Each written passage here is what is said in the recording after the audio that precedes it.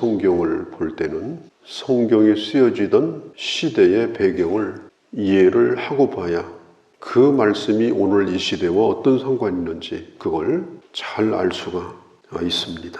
오늘 성경은 말합니다. 종들아 두려워하고 떨며 성실한 마음으로 육체의 상전에게 순종하기를 그리스도에게 하듯 하라. 이 말씀은 노예와 종의 제도가 경제활동에 매우 중요한 그런 역할을 하던 시대에 쓰여진 겁니다. 로마 시대는 소수의 자유인이 있었고 또 일반인이 있었고 그 다음에 상당히 많은 노예들이 있었습니다. 노동력이나 이 경제활동은 그 노예들에 의해서 이루어지고 있었습니다. 그렇지만 그 시대가 그 노예들을 사람으로 취급을 하지 않던 시대입니다. 나이 먹은 노예나 병든 노예는 병든 짐승과 똑같았습니다. 어떤 방법으로든지 그 처치를 하고 버리는 것은 합법적인 것이었어요. 그냥 노동력을 제공해주는 그런 하나의 노동 도구이지 인격적인 사람으로 보지 않던 그런 시대였습니다. 그래서 성경은 그런 시대 속에서 쓰여졌으면서도 그 노예 제도에 대하여 이것은 옳은 것이 아니다. 이것은 잘못된 것이라고 일관되게 얘기를 하고 있어요. 빌레몬이라고 하는 사람이 오네시모라고 하는 종을 데리고 있었는데 이 오네시모가 도망을 쳐요. 그것도 주인의 돈을 훔쳐가지고 도망을 쳐요. 붙잡혔다가는 살 길이 없습니다. 그런데 그 오네시모를 사도 바울이 우연찮게 만나서 복음을 전하고 그가 예수를 믿게 됩니다. 그래서 바울을 돕는 자가 돼요. 알고 보니까 바울이 잘 알고 있는 빌레몬의 종이에요. 그것도 돈을 훔쳐가지고 도망친 노예입니다. 바울이 편지를 씁니다. 딱 한 장으로 된 편지예요. 이 빌레몬을 향해서 말합니다. 오네시모가 내게 꼭 필요한 사람이지만 돌려보낸다. 그를 도망친 노예로 체포하거나 그에게 해를 가하지 말고 그를 종이 아닌 형제로 받아주라. 이게 뭐 로마 황제나 그 당시 사회를 향해서 외친 말은 아니지만 그 당시 그리스도인들이 노예 제도에 대하여, 노예에 대하여 어떤 태도를 가졌는가 하는 걸 충분히 알 수가 있습니다.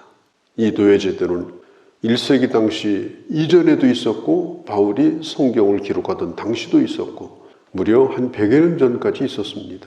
저 아프리카에 가가지고 사람을 잡아온다든지 전쟁 노예로 포로로 잡히면 전부 노예로 써먹는다든지 그런 일들이 최근까지 있었어요.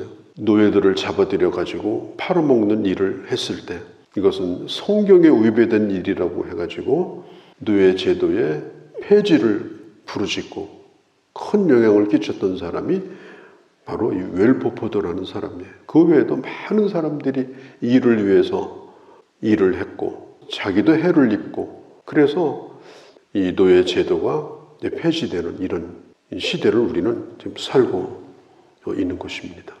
사도 바울이 에베소서 이 6장에 이 말씀을 하고 있는 것은 이 말씀을 통해서 어떤 사회 제도를 개혁한다든지 노예 제도의 폐지를 부르짖는다든지 그게 아니에요.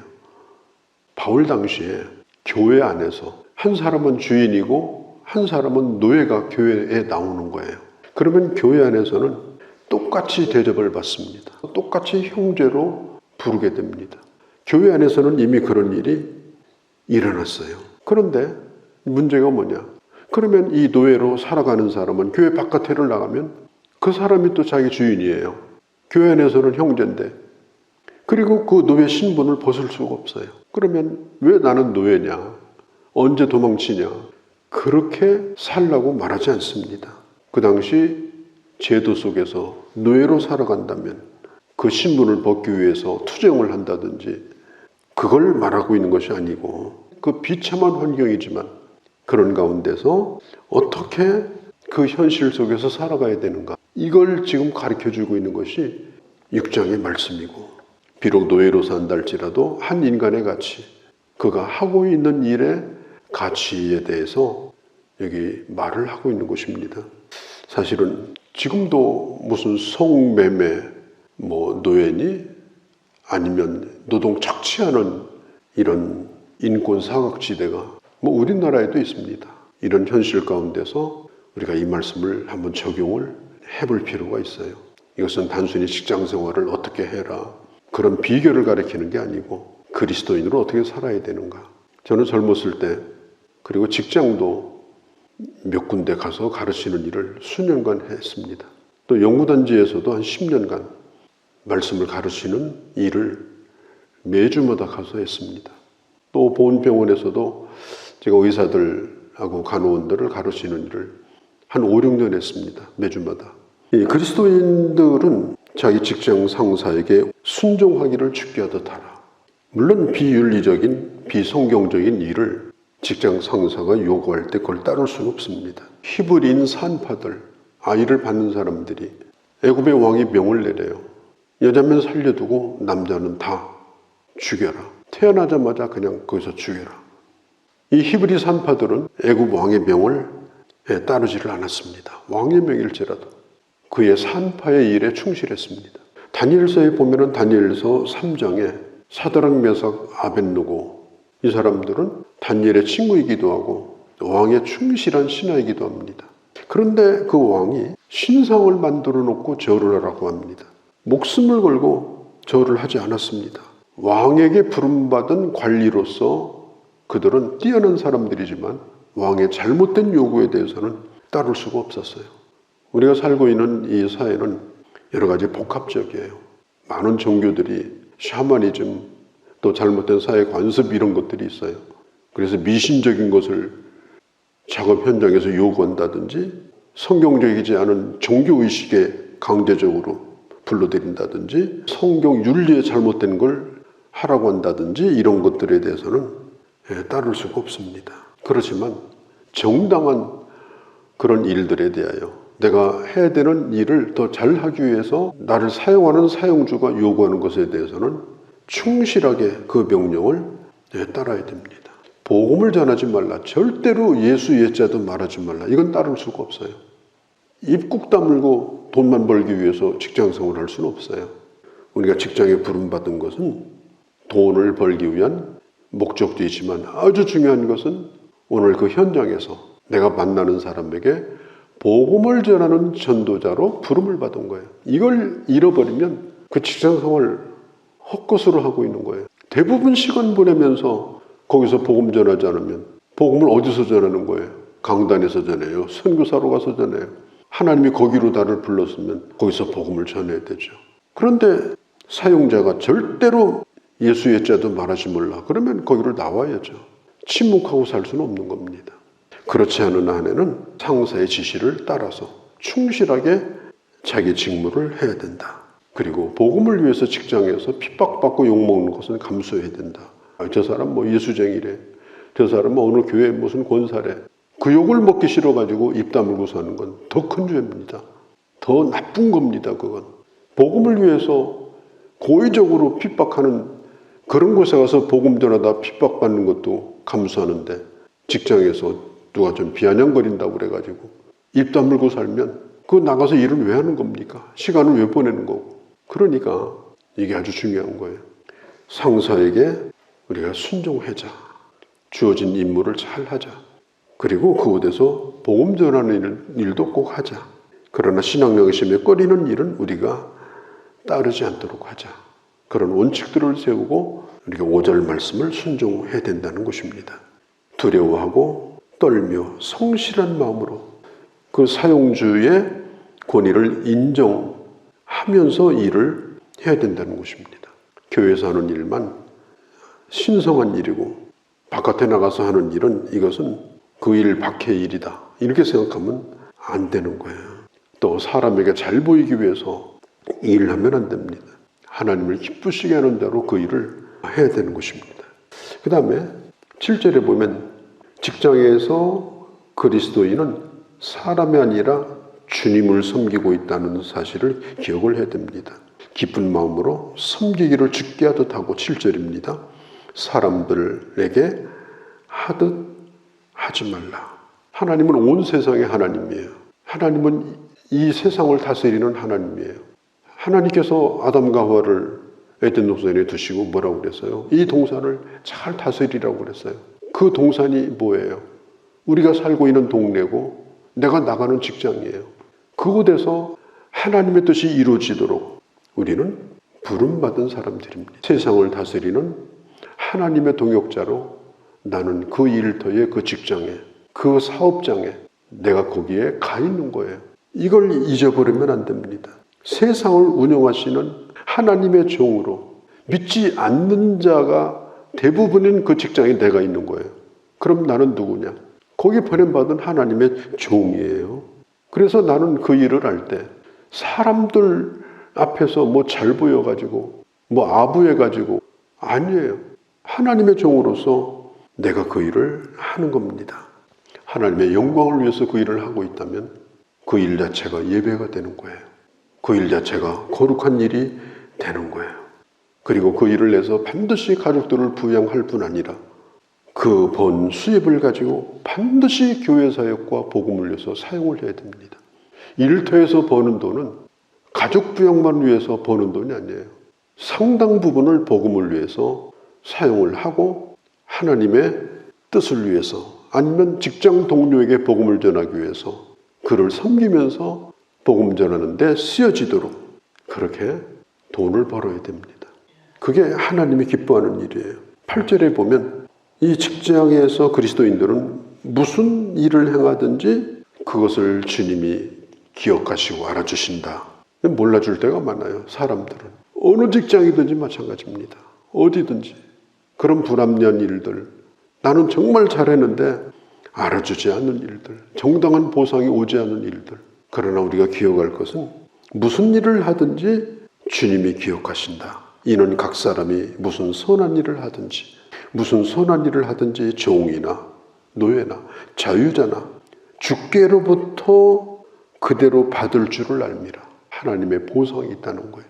하나님의 사람으로 내가 일을 했으면 사업주나 아니면 고용되어서 일을 한 사람이나 똑같이 하나님이 보상하신다. 수입이 많고 적은 것이 중요한 게 아닙니다. 주께로부터 받을 줄을 알미라. 물어보고 싶습니다. 우리가 사회생활을 한 그 나의 발자취들이 내가 하나님 앞에서 받을 상급이 무엇일까? 내가 하나님 앞에 보냄받은 자로서 받을 보상이 뭘까? 내가 이것만 가지고 먹고 산 것만 해도 다행이다. 그렇게 위로받지 말고 우리 다시 한번 깊이 생각해야 됩니다. 이미 보지 않았습니까? 에베소서 2장 10절에 하나님께서 우리를 만드신 바라 그리스도 예수 안에서 선한 일을 위하여 지음을 받았으니 그 선한 일의 현장이 어디예요? 8절에 무슨 선한 일을 행하든지 그 선한 일의 현장은 교회 안에서만 이루어지는 게 아니고 내가 하루의 대부분을 보내고 있는 그 현장에서 그 선한 일이 이루어지고 그것은 복음 전하는 일이요. 그것은 그리스도인으로 살아내는 일이고 그리고 그것에 대한 하나님의 보상은 반드시 있을 것이다. 아침에 출근하면 같이 만나는 사람이니까 한 번도 그 사람은 그리스도인을 만난 적이 없어요. 유일하게 일하러 왔다가 나를 만났어요. 그런데 내가 입을 닫고 살았어요. 복음 전한 적도 없어요. 오히려 좋지 않은 모습만 보여줬어요. 하나님이 뭐라고 말씀하겠습니까? 그 사람이 구원받을 기회를 내가 빼앗아가 버린 거예요. 그래서 우리는 직장에서 그가 예수를 믿는지 안 믿는지 상관없이 어떻든 간에 그 관계 안에서 기회가 되면 개인적으로 꼭 복음을 전해야 된다. 예수 믿는 사람이면 받은 은혜를 나누고 예수 안 믿는 사람이면 예수 그리스도의 이 좋은 소식을 전해서 그가 주님을 만날 수 있도록 해야 된다. 8절에 무슨 선한 일을 행하였든지 무슨 선한 일이 뭐예요? 복음적 사역이 직장에서 일어난 그것에 대하여 8절 끝에 그리스도에게 받을 보상이 있을 것이다. 내가 받을 보상이 무엇이겠습니까? 우리 하나님 앞에 물어보셔야 돼요. 지금이라도 그 일을 하셔야 됩니다. 이 사도 바울은 상전들에게도 얘기합니다. 상전들아, 너희는 그들에게 이와 같이 하고 위협을 그치라. 그들과 너희의 상전이 하늘에 계시고 그에게는 사람을 외모로 취하는 일이 없음을 너희가 알라. 직장에서는 분명히 직급이 있어요. 그러나 직급이 인간의 신분은 아니에요. 사업을 하는 사람은 사업하는 대로 부도 면하려고 집 팔고 땅 팔고, 그러나 월급 받고 사는 사람은 그런 고민은 적어도 안 하고 살잖아요. 다 고생하면서 일하는 거예요. 누가 누구보다 못하고 잘난 게 없어요. 사람을 외모로 취하지 말라. 저 사람 내 밑에서 일하는 사람이야. 내가 저 사람 상관이야. 그걸 가지고 위세를 하고 그러면 안 돼. 그 일터에서 주어진 역할의 차이일 뿐이지 그것이 그 사람을 판단하는 외모가 돼서는 안 됩니다. 그 사람이 받는 월급이나 그 위치가 그 사람을 판단하는 전체가 돼서는 안 되는 거예요. 오늘 구절이 그걸, 주인도 하늘에 계신 상전이 계시고 노예도 하늘에 계신 상전이 계시고 다 하나님 앞에서 살아가고 그리고 하나님 앞에서 판단을 받을 것이다. 직분만 보지 말라. 상하관계로만 보지 말라. 이걸 가르치고 있는 거예요. 남편과 아내의 관계, 그리고 부모와 자식 간의 관계, 그리고 오늘 종과 상전의 관계에 대해서 말씀을 나눴습니다. 구원받은 빛된 하나님의 사람들이 살아가는 그 삶의 현장에 대해서 나눴습니다. 하나님의 평가는 월요일 날부터 토요일 날까지가 중요합니다. 물론 주일날도 중요하죠. 주일에만 집중된 것이 아니라 모든 날이 주일 못지않게 중요합니다. 참 어렵고 복잡한 세상을 살지만 우리가 지혜를 구하면서 어리석은 자가 되지 말고 지혜롭게 행하여 하나님의 사람으로 살아가고 나로 말미암아 세상이 복되고 나도 복된 자가 되어지는 그런 주의 자녀들이 되어주시기를 바랍니다. 거룩하신 우리 아버지 하나님, 오늘도 저희들 주의 말씀을 들었습니다. 하나님이 세워주신 그 의미가 뭔지 그것을 알아가며 마지막 날 주님을 만났을 때 무슨 선한 일을 행했든지 그대로 받을 줄을 알고 살아가는 저희가 되게 하시고 이런 지혜와 결단을 저희들에게 베풀어 주시옵소서. 우리 주 예수님의 이름으로 기도하옵나이다. 아멘.